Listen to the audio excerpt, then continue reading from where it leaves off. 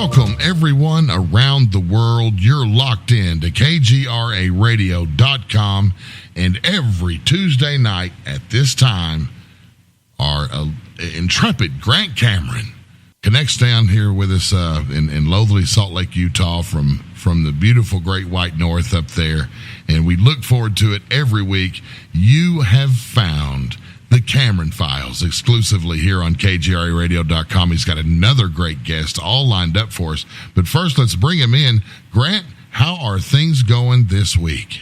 Just fine, Race. Everything's going at 100 miles an hour. There's all sorts of stuff happening, and it's an exciting time. You know, every time I connect with you, it's exciting. And it always is 100 miles an hour with you, Grant. It always is. Do you have any speaking engagements or anything coming up? Because we were talking about Paula's conference in Laughlin, and I knew you had that. But is there anything else that you've got on the docket? Yeah, I'm doing 100 Mile House in beautiful British Columbia this coming weekend, and I'm giving my new lecture.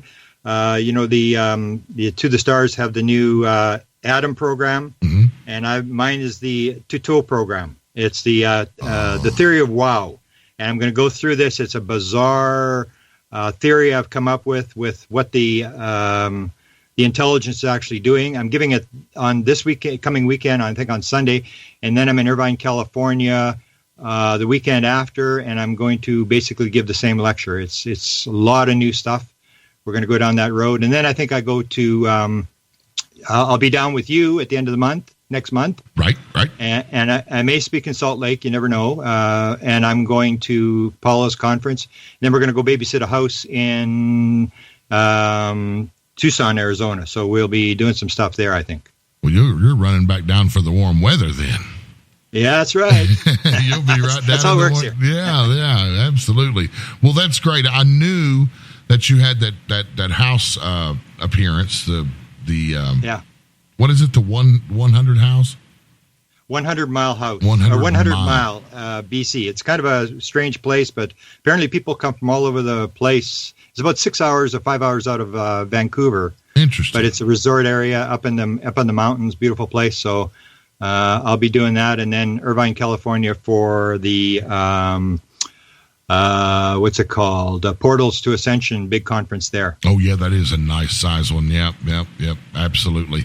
Well, good. Now, and I'm assuming that all of your fans and followers and listeners and the people who follow your research and your work can find more on this at beyondpresidentialufo.com. Yes, everything should be there, and we've got some videos, and we're also going to be posting at my White House UFO YouTube site where I put all my new stuff, and I'm doing some PowerPoints online. I'm doing one on inspirations and downloads. It may actually be up now, a big PowerPoint, and then I'm going to do one on birds because I have the Mr. Owl coming on the show on November the 6th, and I had a bird experience. So now I'm going to do one on birds, all the bizarre stories connecting UFOs and birds. I'm doing a PowerPoint. It may be up in the next couple of days. Is that Mike McClellan? Yeah.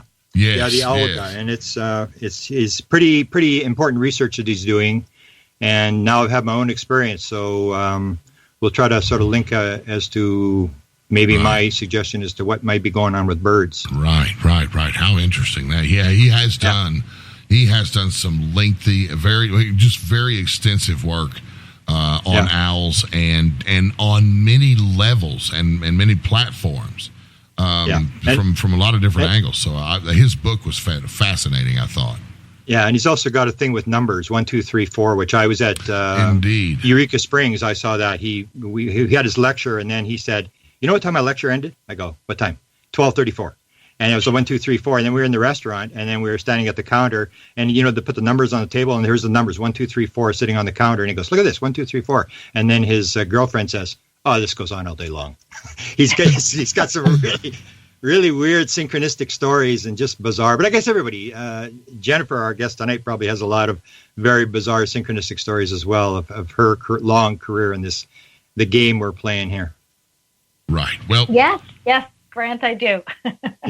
Beautiful. Yeah, let's get to it. We've got Jennifer Stein on deck, and We always love having her here at KGRA. So, Grant, I'll turn you loose, and we're going to run a commercial-free 50 minutes, with your interview here with Jennifer. Beautiful. Okay, I'm just going to do one little short update because I got 6 hours of questions. So Jennifer's going to have to talk very fast like me. I got lots of questions for her. But I just want to do one update. This just came out this morning.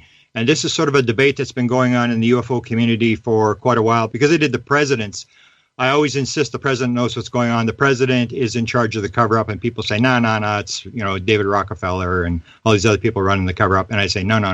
The president is running the cover-up. And there's actually a story that Frank Stalter, who's going to be on the show, I'm doing the TTSA updates. We're going to have that panel of people on the 9th of October.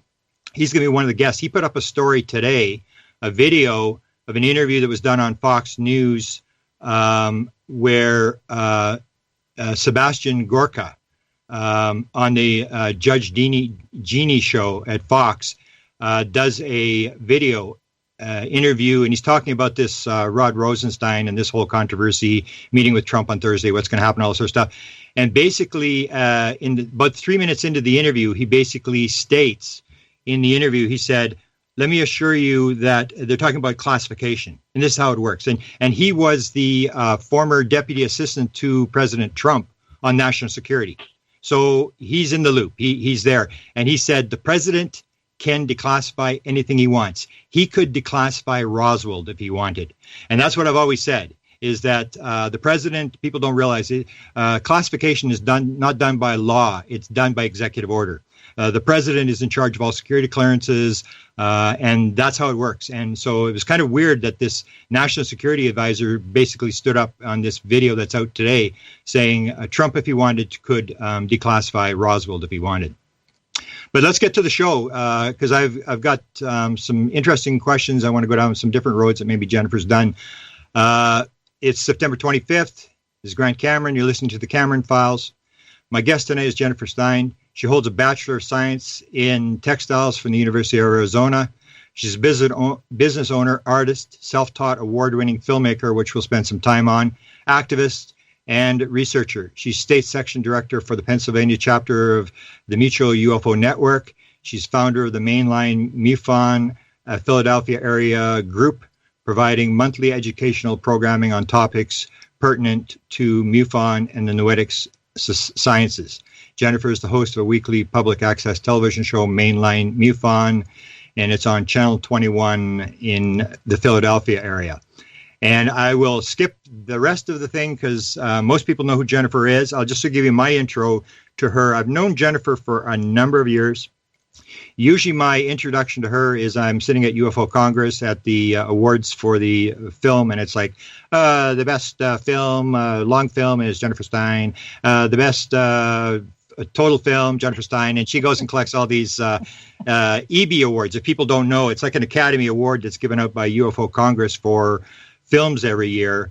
And I don't know how many Jennifer's got, but it sounds like she's got quite a few. But she's famous for her video stuff, which I'm going to ask her about tonight.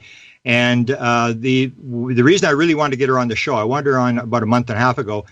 Every year I see her at Toronto. She comes to the Toronto Alien Expo Conference. And this year I learned I got a friend in Winnipeg who sort of taught me. He goes to UFO Congress and he doesn't go to any lectures. He actually goes down there and all he does is sit outside and he sits at the table and there's all these people there and he goes, "Oh, who are you?" And then the person will say, and you say, "What's your story? What are you interested in?" And people will tell these weird stories. So I decided I would do this to Jennifer. She came to my book table last summer in Toronto and I said, "Jennifer, what's your story? How did you get involved?" And she told this very, very bizarre story. I remember my assistant Desta was there with her mother and Adele. And they got up in the middle of this story, and I think they took off with Richard Dolan's wife, and they sort of wandered off. And they were doing something important. I don't know what they were doing, but I was thinking to myself, how can you walk away in the middle of this story? It was just riveting. So that's what I would maybe want to start with. And after I say welcome to Jennifer, is to go to this bizarre thing. And I'd known Jennifer for many years. I really didn't realize that she had this very bizarre story, which I guess most ufologists have, how they get dragged down the rabbit hole. So good evening, Jennifer, and thanks for taking the time to come and talk to me. Thank you so much for having me on the air, Grant. It's such an honor. I have so much admiration for you, and it was really great to connect as deeply as we did this past June at the Alien Con in Toronto. Yeah. And you, after that, you ran the MUFON conference. You were sort of in charge of the MUFON. So maybe we should start there. Tell me about the MUFON conference. I guess the immediate question everybody wants to know is, did you get any scoops? Because you had Lou Elizondo there. You get anything we that... did. Oh, you did? Okay. Well, I don't know that we got any scoops, but we certainly brought Luis Elizondo to the public, which I think we were the first major conference to actually have him as a keynote speaker. And it certainly helped with the press, because that's a major disclosure story. You can't ignore what happened on December 16th. I think a lot of things have changed since then, and people are taking the UFO topic more seriously. Certainly places like the New York Times, Washington Post, LA Times, all the major papers that ran the story, and major news networks that hosted Luis Elizondo on the air, addressed it with a serious upfront approach, without the laughter curtain, behind the scenes, or, well, we don't know if this is real or not. Everybody knew it was real, what he had to say. So that was a wonderful opportunity as a host of a symposium to have such a man of such high credibility and accessibility. He made himself very available to anybody who wanted to come up and talk to him. So that was a real treat for me. And I'm frankly very happy the conference is over. When you're coming up to a major symposium like that, it's a real commitment to like 8 hours of email a day, and like 300 to 400 emails a day nonstop that are important. And you just have to be on top of it. So I had a great team of people I worked with. I certainly didn't do it alone. I pulled together a great team of volunteers here in Philadelphia, and I had some national staff around the country that we worked very closely with, and we pulled off a really great conference. And we did some things that were never done before as well. We actually did some free events on Friday before the official conference began Friday night, because a lot of people can't afford to come to these wonderful conferences. And we really wanted to make it accessible to younger generations, as each organization knows, no matter what their focus, if they don't start to bring in the younger population into their topic fold, the organization will eventually kind of die out, just through attrition. So we opened our doors open on Friday to anybody who wanted to come, but we specifically looked for younger people, families, students, teachers, and we had Lynn Katai and Travis Walton speak on Friday from like 9 in the morning till 3 in the afternoon. We did a Q&A. They each did an hour and a half presentation, and we had space for about 200, and we were pretty much at capacity for each of those events. And then we were full with people coming to free film events we were running. We had a film festival that ran the whole weekend, and overall, a lot of press paid attention to what was going on. In fact, a great article just came out today in Newsweek about the MUFON Symposium. Wow. So overall, I have to say it came off really well, which I was really glad for, because I kind of stepped in after the fact. I wasn't the original chairperson, but Jan Harzine called me up and said, "Help, quick, we need a chairperson." And I said, "Fine, I'll do it." And that was about 9 months ago. So. Yeah. Well, you did sounds like a fantastic job with the numbers up, and from other. Yes and no. You can't compare, say, a place like Las Vegas to Philadelphia, because it's more expensive. It's the Northeast Corridor. Hotels are more expensive. Air flights here are more expensive. So in terms of what we did in 2014, when we last had the conference here, yes, the numbers were definitely on par with where we have been. We didn't hit the jackpot. We didn't have 1,000 people, but we certainly have more than 500, which was our goal. So, overall, everything was good. Well, that's good. Maybe Yeah, maybe you can move it to like sort of start moving it, because what I noticed in speaking is that California, you go to California every 2 months, and on the East Coast, there doesn't seem to be anything on the East Coast. There's the New Jersey group that would have a conference, but there's really doesn't seem to be anything on the East Coast unless I'm wrong. Well, MUFON Pennsylvania does a conference every year. Oh, yeah, that's right.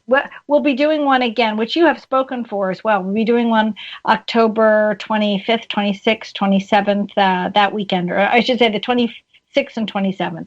It's a Friday night and all day Saturday in Bucks County. And that always does very, very well. And, we usually get about 200 people, and we've got with Whitley Strieber coming to that. So if anybody is interested, they can go to MUFONPA.com and learn more about that. We've got Barbara Lamb, John Alexander will be there, a wonderful man named Frank Chile, who has spoken a couple of times for my MUFON group. What's his story? Well, Frank runs a group much like my group in New Jersey, and he's been an experiencer himself, and he connects with a lot of people who have firsthand contact. He follows the stories, even the historical stories of people who have had firsthand contact with some form of incredible being. Sometimes, and actually people who have seen craft, and some people who claim they've been in craft. So that's what he's going to talk about, becoming a cosmic citizen, which will be a very interesting talk. And we also have Alex Cianetti, who's been on Ancient Aliens a number of times, and he's originally, I think, from South America, and he'll be speaking on North and South American UFO cases. Wow. So it should be good. Good. You're a sort of a longtime MUFON. Do you sort of see the move? I know Jan Hartson is speaking at I think Paulo's event in Laughlin. He's going to speak on consciousness. Do you see a move inside MUFON? Because there's always been seen as sightings, nuts and bolts, that scientific type stuff. Is there a movement towards experiencers, consciousness, that sort of stuff inside MUFON? Yes, I would say there definitely is, because we've expanded with Kathy Martin to have the data from the Foundation for Research into Extraterrestrial extraterrestrial experience. Yeah. Their research has been presented at a number of MUFON conferences, as it was up at the ACE conference in Toronto, the Alien Con conference, which is essentially also MUFON Canada's conference, and we've had her speak a number of times in not only different states, but also at the National Symposium this year in Philly. So there is definitely an awareness that having even an experience of seeing a craft, whether you have missing time or you see the craft land or whatever you experience, it affects your consciousness, and you are never the same after that. And everyone really knows that. And not all of our field investigators in MUFON are experiencers themselves, but they're curious about it. But many of them are. I mean, that's one of the things that got me to join MUFON. Is I literally went to a conference in Denver years ago, and I met a bunch of field investigators literally at the bar. They're drinking some beers and talking, and I got to hear some of their firsthand stories from their own military experience that were incredible. And although they can't really openly talk about these things in a public forum, because some of them have, take their oath of secrecy quite seriously, and they were in secret projects, or they had high-level security clearances, which they don't want to breach, even though they're retired. But they shared stories that blew my socks off. And that was what I said, my gosh, if these people can have what they've had experienced, I have to give myself permission to come into this organization and start to learn. And that was around 2000. We were talking about that up in when we were in Toronto together. Yeah. It's kind of what really turned the tide for me. And I said, man, I'm going to start reading books and meeting these speakers, befriending them, inviting them to speak in Philly, and learn everything I can about the subject, because I was then convinced at that point in my life that it was definitely a real phenomenon. And not everybody is lucky enough to have the experience, if you consider yourself lucky. But you have to be courageous, and you have to be prepared to examine your consciousness and what you think about the reality of the world we live in, and be willing to let go of maybe some of the preconceived ideas you had. Yeah. I guess we should point out to listeners, because some of the listeners may not ever have been to a conference, and you brought up the bar. People, even if you don't drink, you should go have a soda or something and go to the bar, because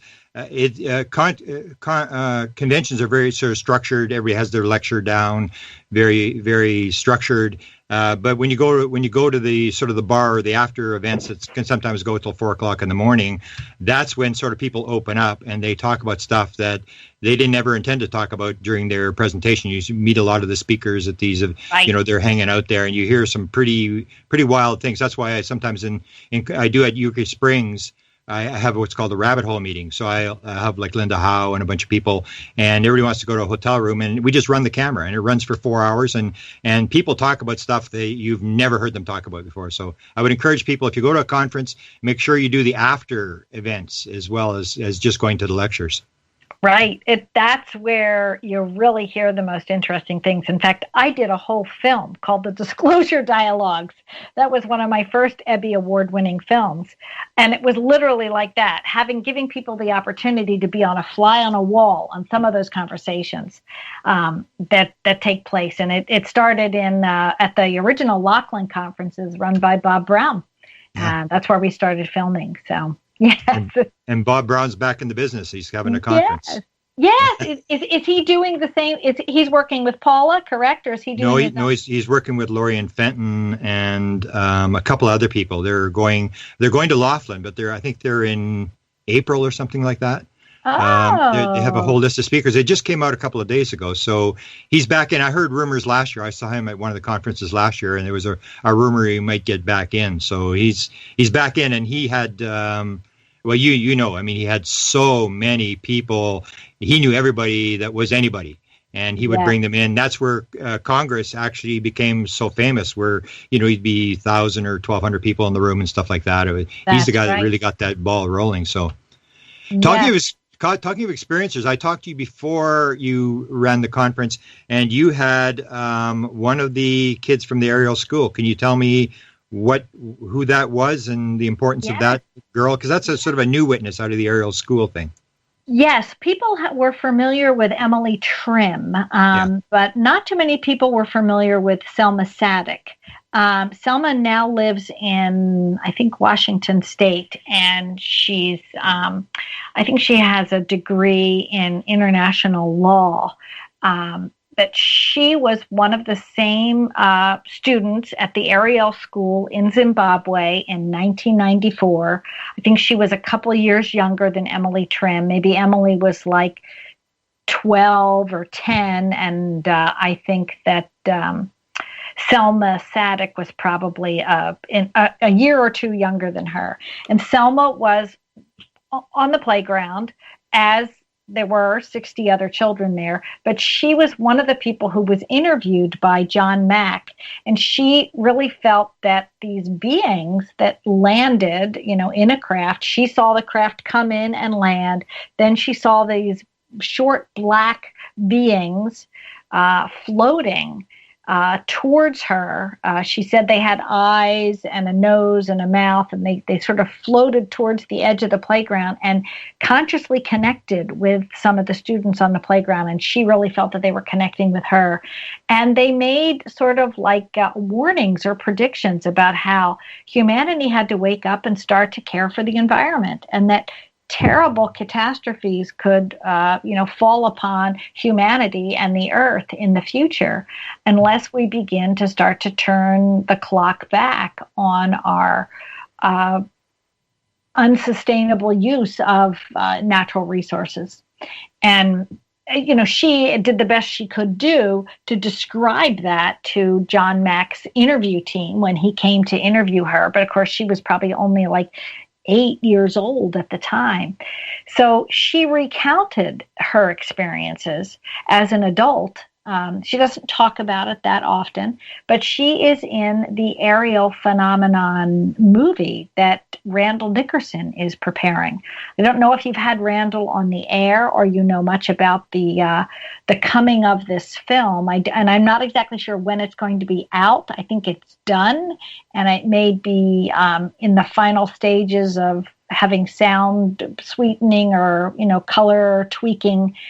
But I believe that the film is due to be out like either December or early next spring as a documentary about these children. And Randall was a close friend of John Mack's as well. He's a filmmaker who lives in New York. I know Randall well. He's a great guy. And he not only went back to Zimbabwe himself and tracked down a lot of these people and went to the Ariel school, but he also acquired the original footage that John Mack had shot. So he has the juxtaposition of many of these children as children speaking about the event and then as adults speaking about it and the impact that it has had on their life long range. I mean, these kids have grown up knowing we're not alone in the universe.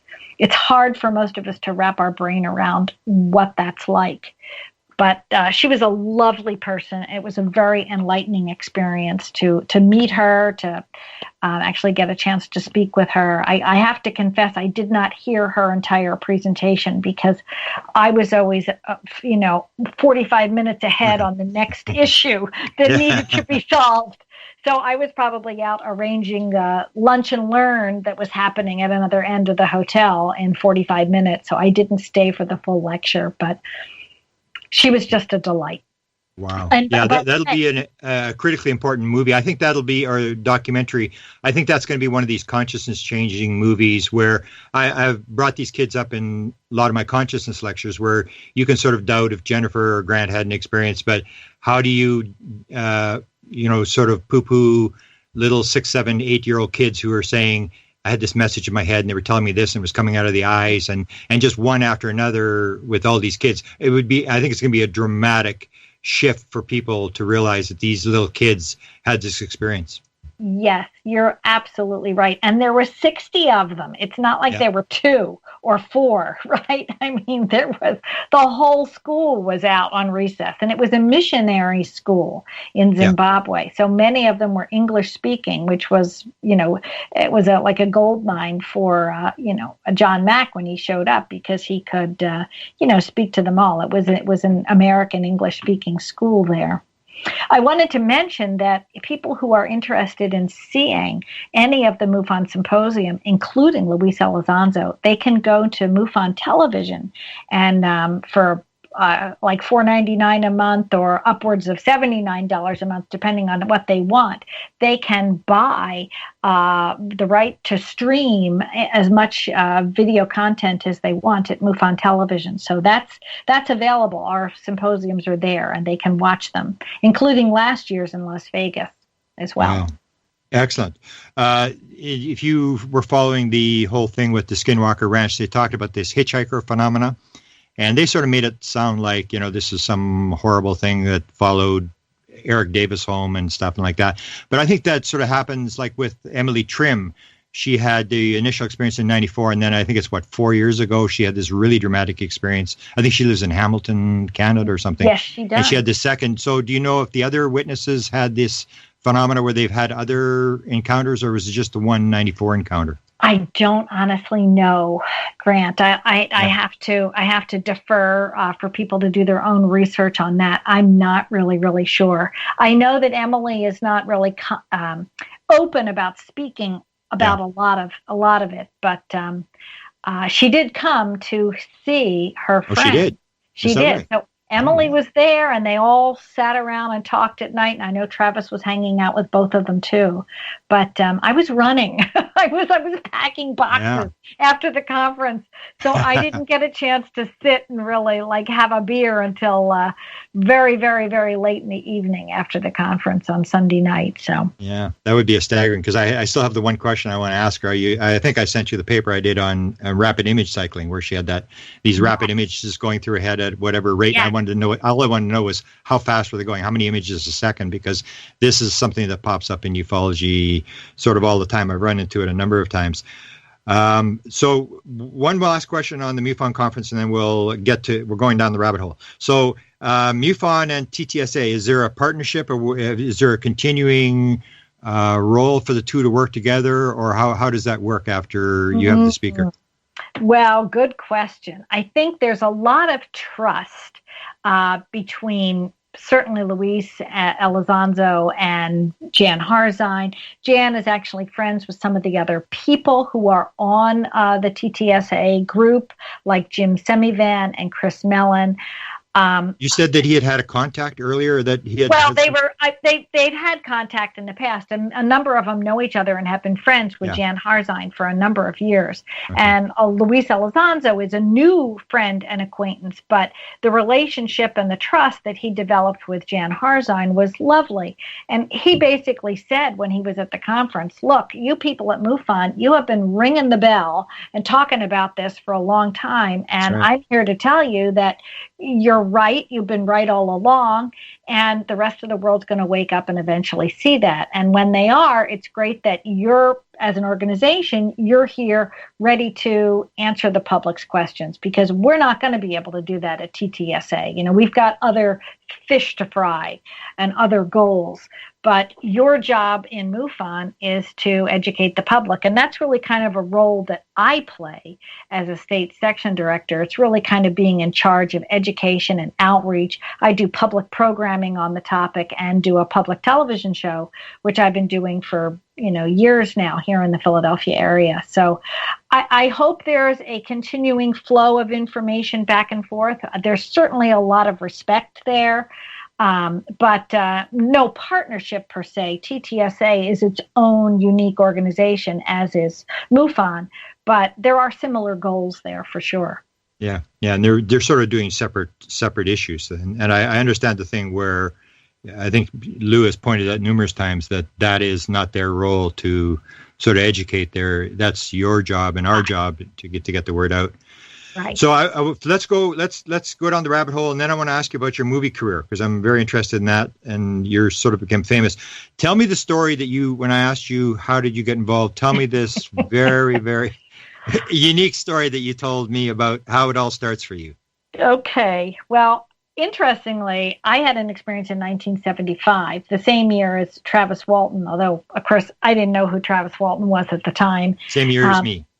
But, it's 1975. A lot was going on that year. It's interesting. Yeah. So, mine, let me just drop in. Yeah. Mine was 1975, and I was actually in contact with Travis. We haven't made the contact yet, but if you know the story, this Bettina Aguilera, she ran for Congress in Florida. She lost the primary last month. She's been on board the ship 7 times, gone on trips and stuff, and she openly stated that she's an experiencer and was running for Congress, and was actually backed by the Miami Herald. Stated her second dramatic experience happened exactly the same day as Travis Walton. Really? And my experience was 1975 as well.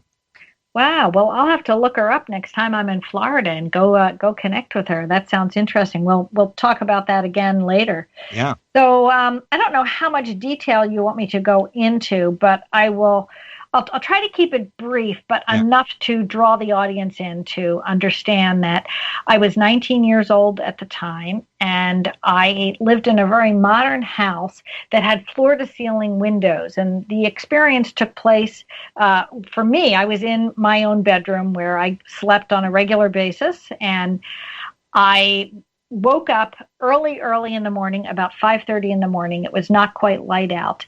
And I was in the process of recording my dreams, or trying to remember as much of my dreams as I could. It was from an Edgar Cayce book I had read about trying to understand your subconscious, where you write down what's going on in your life and in your dreams.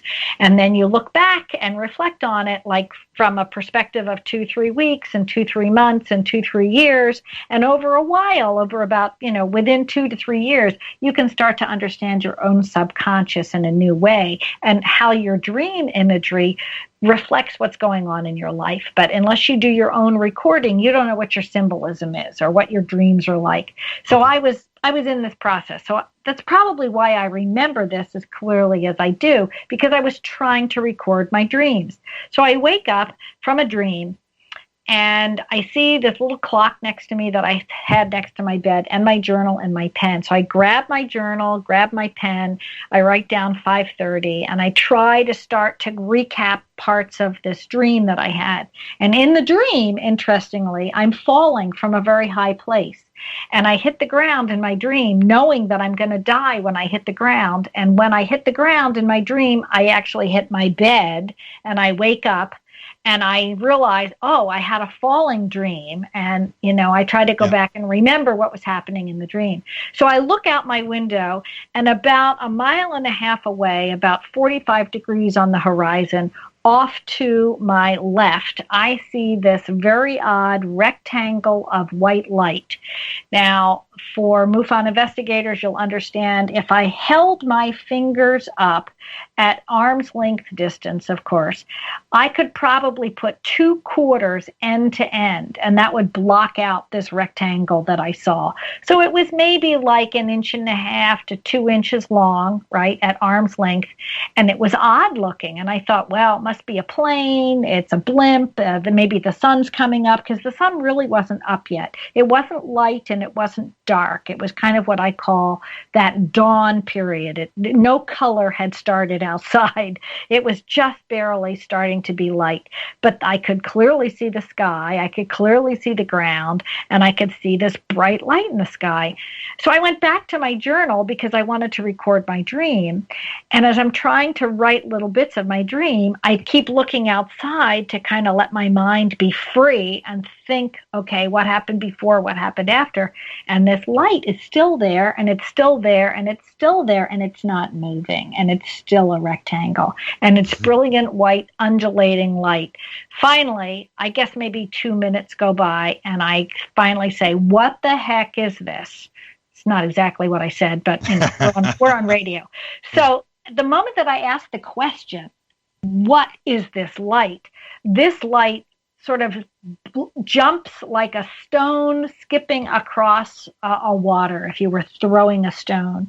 And it was suddenly in and out of reality, like as quick as you can imagine. Suddenly it was outside my bedroom window, less than 500 feet away, over a large tree, which is in a meadow that our house looked out over. I'm almost eye level with this craft. And I call it a craft, but I don't know if it was a craft. It did not look like it was metal to me. It was still a very clear rectangle, but at this point, it is about 80 to 90 feet long. It is about 5, 6 feet high, something like that. And it is moving, active, brilliant, white, undulating light that does not light up the tree or my room or the house or me, but it's there. And I'm shocked. And within minutes, I realized that I cannot get up. I can't move. I feel like I'm in a state of shock. And a few more minutes go by where I feel tears rolling down my cheeks. Then I suddenly get this image in my mind that the craft is leaving, and it takes off in a similar way, like in and out of reality really quick, right? Like a stone skipping. And suddenly it's now off to my right about a mile to a mile and a half away, about 1,500 feet in the air, about, low cloud level, I would say. And it's, again, a rectangle that's about the width of 2 quarters. Like I could block it out at arm's length. But this time I jump up, I run to the window, I look at it, and I say, no, wait a minute, what just happened? Who are you? What are you? Where are you from? What just happened? And while I'm watching it, it just, it disappears, right? It gets smaller, smaller, smaller, smaller, gone. Blinks out like a light. And I can see it moving behind clouds that are in the sky. Like it goes behind a cloud, then it reappears, then it goes behind a cloud and it reappears. So I know that it moved away. It didn't just get smaller. It moved in the sky because it moved behind other clouds. So I run into my mother's room and I wake her up. And she's a bedroom right next to mine. She has the same view I have. I wake her up and she's freaked out. And I ask her if she saw this UFO, and she says no. And of course, she asks me if I'm on drugs. She's very confused why I am so agitated and why I'm crying. It was very strange. She didn't believe me. I just said, okay, Mom, look, I'm not on drugs. So I go to the bathroom and I walk into my room to go back to my journal, right? Yeah. And it's no longer 5:30. It's 7:00 and it's light outside. And I'm saying to myself, no, this can't be. My mind is shrinking like a rubber band has just snapped. And I'm like, what just happened? Like 2 seconds went by, maybe 2 minutes, like not an hour and a half. Yeah. What just happened? Long story short, I fall back to sleep because I'm holding my head in disbelief and I'm curled up in a fetal position on my bed trying to make sense of it. I fall back to sleep and I wake up at 10:30 that day and I write the whole thing down. And I write down the part that involves going in and talking to my mother. Yeah. And I write it all down like it's a dream because at this point in my life, I don't know. Is it a dream? Is it not a dream? A couple weeks later, I talk to my mom, and my mom confirms, yes, you came, you woke me up. So I knew that part of it was real, but I still was a little hazy for about 25 years. I was a little hazy on what happened from the time I woke up from what appeared to be the first dream, right? And I'm trying to write it down, and there's writing in my journal that says 5:30, right? So I know I picked up the journal, but people do strange things when they're asleep, right? Yeah. It was in my gray box, Grant, for 25 years. And what I told you when I was in Canada is that I went to visit a dear friend in Hawaii who had been in a traveling roadshow with me. We were very good friends. He was staying at my house at the time. And we were visiting, cooking dinner, smoking cigarettes, drinking wine, whatnot. And all of a sudden, he turns to me out of the clear blue sky and he says, Jen, I have a question I have to ask you. And this has been bugging me for a long time. He said, what happened when we had that UFO experience? And I dropped my red wine glass, shattered all over his kitchen floor. I took a few steps back. I said, wait a minute. I don't want you messing with my memory. I remember a me part of that story, M-E, my own story. I do not remember the we part, you and I together. I don't know what you're talking about. But I'm open to hearing what you have to say, but you have to go write it down because I want to know where my story is and where your story is, because this has been bugging me for 25 years. Now, why didn't we talk about it at the time? He was at my house at the time when this happened. I wrote it all down in my journal, but I didn't come downstairs and talk about it. He was staying with my parents and he was asleep on a porch that had the same view that I had. It's remained a very, very interesting question to me. But what that experience did, Grant, is it told me beyond a shadow of a doubt that my experience was real. When I read his account and we started to talk about it, I realized that he saw and experienced basically the same thing I did. He had no awareness of the time loss that had been going on. I think the only reason I knew that is because I had been journaling. Yeah. And I may not have remembered it had I not attempted to journal it. I mean, I wonder, gosh, did it only come for him? And was I just caught up in seeing it because I happened to wake up because I had this dream? I have no idea. I mean, there's still a lot of confusing missing pieces for me. But that was in 2000. It was either 1999 or 2000. And I just decided, okay, I'm going to start going to MUFON conferences. I'm going to start buying UFO books. I mean, it was really like an overnight change for me. I was like, this was real, or, some parts of it definitely had to be real. I don't know that I was abducted. I don't think I was. I mean, I don't have scoop marks or, I've been regressed and nothing came up that I had this abduction experience. I I do recount the whole experience, and there is some deep buried part that might be some kind of a download that I think happened. But I think I really got energized by the whole experience. And I knew then in 2000, beyond a shadow of a doubt, that if I experienced this, probably a lot of other people did. And I started a local MUFON group because there wasn't one in my neighborhood. Wow. That's fascinating. A simple question, then we're going to go to your film career. But I want to ask you, when you look at this, looking back, and you probably thought about it 1,000 times, and to tie in with Travis Walton, are you in the camp that figures this is a random event, or are you being triggered to do some work? Are you on a mission? What do you look back? That's a good question. I've had more than one sighting now. That was, of course, 1975. I've probably had about 3 that are, clear events in my mind that I know for sure are strange events. I have put myself on a mission. I'm aware consciously. I don't know that seeing these craft are the sole thing that did it. I think it's my own curiosity that's put me on a personal mission to try to unfold and unpack things. Okay. Beautiful. But, I don't know that I'm being, subconsciously. I mean, people would say, "Oh, she's being subconsciously controlled by the aliens." Because it almost sounds like when you hear that story, it's almost like the Nimitz thing. It's like, here we are, take a look, and then you make a reaction to it, and then it sort of reacts to you, and it's sort of, and you wonder whether, because I know in 75 was my experience, and in 75, if you saw one UFO, you were okay. If you claimed that you'd seen more than one UFO, or you'd had any reaction, you're crazy. I mean, they were random events. You just happened to be in the wrong place at the wrong time. But yours was sort of like playing with you and trying to get you to, be sort of amazed by what was going on.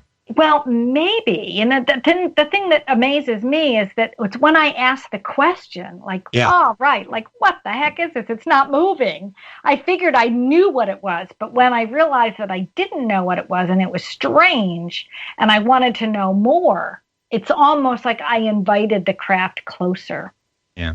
I'm going to talk to you off the air later on. I'm going to tell you another story that is identical to this whole thing about when you suddenly talk to the craft and you get this bizarre reaction from the craft. Very, very bizarre. But let's go to movies. You talked about Travis. I talked about Travis Walton.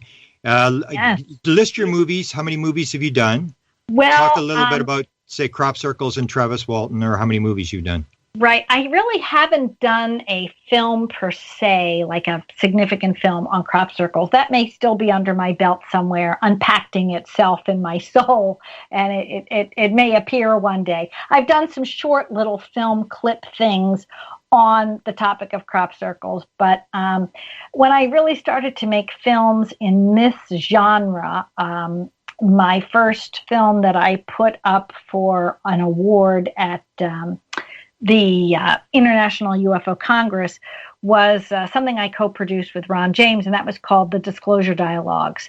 And that swept both their awards back to back, which I was very honored to receive on behalf of both Ron James and myself.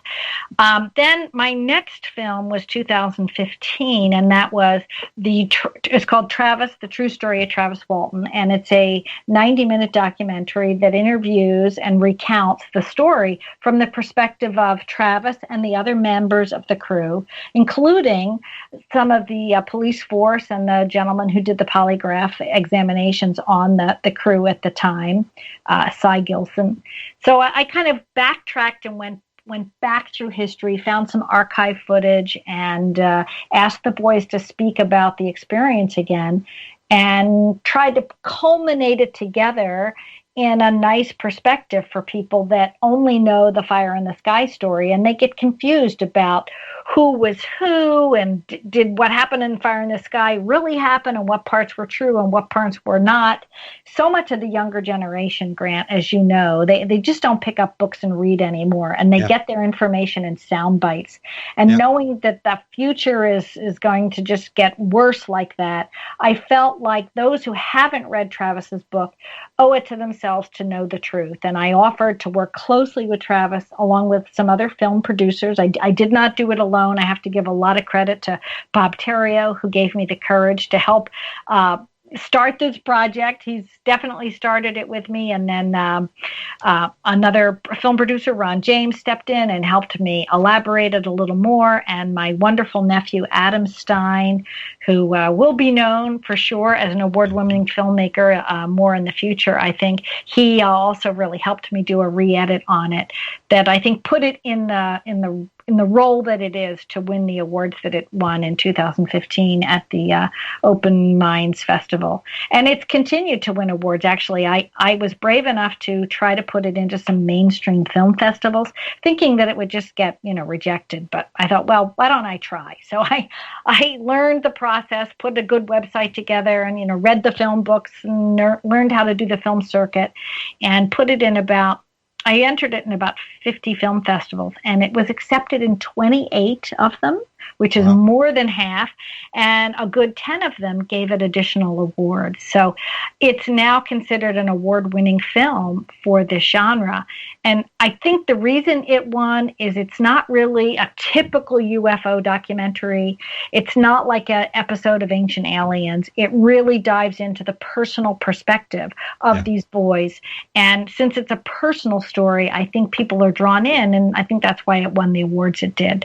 And Travis was very happy with it. That's the bottom line. That was one of my goals, and I think I really reached that goal. And I have to thank everyone who worked on it with me. Peter Robbins worked on it closely with me, as did Stanton Friedman, Kathy Martin. They helped me do research at the American Philosophical Society, which I know you've been to. In my hometown. So it's a great honor, and I'm glad I did a good job. And I'm still sort of resting. People keep saying, "What's your next film? What's your next film?" And I'm like, well, I do other things too.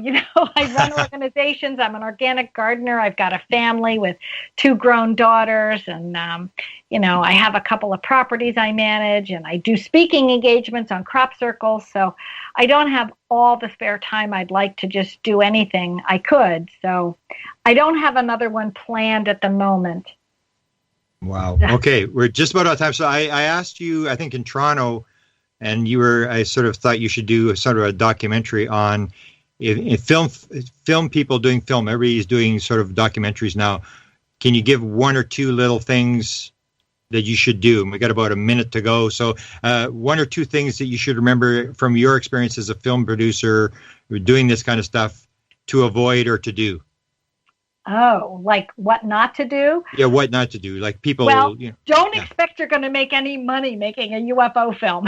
Okay, that's a good one. That's number 1. Yeah. And be prepared to do everything yourself, because if you are depending on other people to show up and do for you, it doesn't always work that way. And you have to be prepared to push your sleeves up and do the work yourself. I think that's my next good piece of advice for anybody in this genre. And how do people contact you? Oh, they can find me through TravisWaltonTheMovie.com. They can find me through my film website. That's called On Wings. It's like O-N and the word wings with an E, WINGES, On Wings Productions. They can Google me there. They can find me at Main Line MUFON. That's 3 words, Main like MAIN, and Line, LINE, MUFON. That's my little local group here in Philly. They can contact me through that. Beautiful. Okay. We're getting the wrap here. So hopefully you'll do this again. You're a fascinating person. I loved talking to you. And I will talk to you privately off the air, and we'll exchange some new material. So thanks so much for being on, and we'll head it back to race at KGRA. You've been listening to The Cameron Files with Grant Cameron. Any rebroadcast or duplication of this program or program content without express written permission from the KGRA DB is strictly prohibited. The Cameron Files, in direct cooperation with the internet website presidentialufo.com.